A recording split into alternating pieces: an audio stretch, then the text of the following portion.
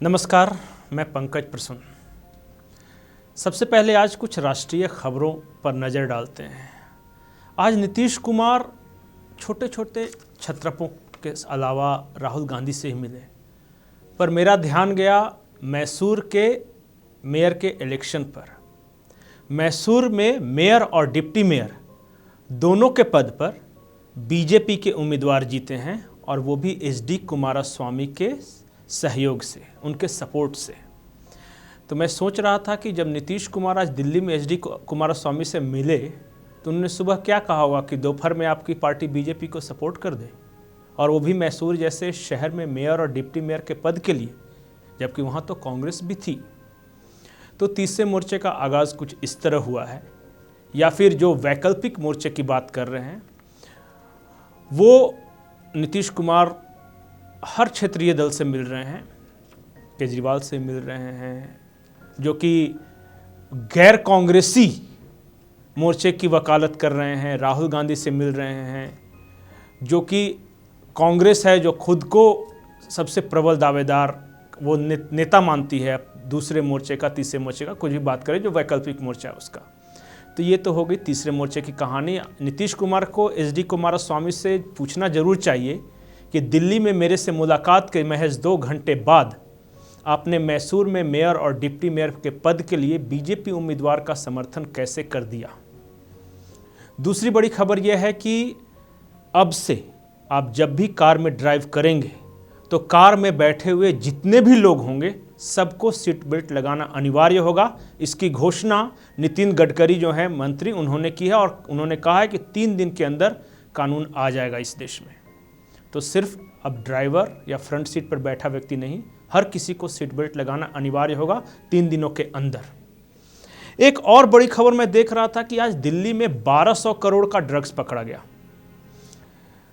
पकड़ा है उसे आईटी ने, और बाद में ये मामला जो कि नारकोटिक्स ब्यूरो के पास गया। उसके पहले गुजरात में 2 बार जो कहते हैं 3000 करोड़ का एक बार ड्रग्स पकड़ा गया, और एक बार 3500 करोड़ का। ये 3500 करोड़ का ड्रग्स, 1200 करोड़ का ड्रग्स, 3000 करोड़ का ड्रग्स अचानक पकड़ा जा रहा है। गुजरात में तो सवाल उठ रहे थे कि जो अडानी पोर्ट से क्यों पकड़ा गया, कहीं बीजेपी का कनेक्शन तो नहीं है। लेकिन तीनों जगहों पे छापेमारी भी की केंद्रीय एजेंसी ने, और पकड़ा भी केंद्रीय एजेंसी ने। और मुझे जो जानकारी है कि इस ड्रग्स रैकेट के पीछे अफगानिस्तान के हक्कानी नेटवर्क का हाथ है, और तीनों जो बड़ी खेप पकड़ी गई वो हक्कानी नेटवर्क का था, जिसे अफगान नागरिक ऑपरेट कर रहे थे, और पाकिस्तान का उसमें सीधा लिंक है। तो ये राष्ट्रीय सुरक्षा का भी मुद्दा है। क्या केंद्र सरकार की इंटेलिजेंस एजेंसी को या केंद्र सरकार की किसी भी एजेंसी को इस बात की भनक लगी है कि पाकिस्तान इस देश में ड्रग्स कारोबार के जरिए बड़े पैमाने पर जो कह रहे हैं कि उथल पुथल मचाना चाहता है। वो ड्रग्स के पैसे कहाँ जाएंगे, किस चीज़ में उपयोग होंगे, किसी को नहीं पता। तो एक संवेदनशील विषय है। अब झारखंड की बात कर लेते हैं। झारखंड हाईकोर्ट ने बरही में जो रुपेश पांडे की हत्या हुई थी उस पर एक टिप्पणी की है, और टिप्पणी में हाईकोर्ट ने कहा है कि कुछ लोग हैं जो इस मामले की जांच को भटकाना चाहते हैं। हमारा सवाल ये है कि वो कौन लोग हैं, इसका जवाब सरकार को भी देना चाहिए, और अगर सरकार में वो लोग शामिल नहीं हैं तो हाईकोर्ट की टिप्पणी पर संज्ञान जरूर लेना चाहिए कि आखिर वो कौन से लोग हैं जो बरही के रुपेश पांडे हत्याकांड की जांच को भटकाना चाहते हैं, क्योंकि ये एक सांप्रदायिक मामला भी है। एक और खबर है कि झारखंड में आरजेडी के एकमात्र विधायक हैं सत्यानंद भोक्ता। उन पर बीज घोटाले का आरोप लगा है। कोर्ट में सुनवाई पूरी हो चुकी है, और हाईकोर्ट ने यह फैसला सुरक्षित रख लिया है।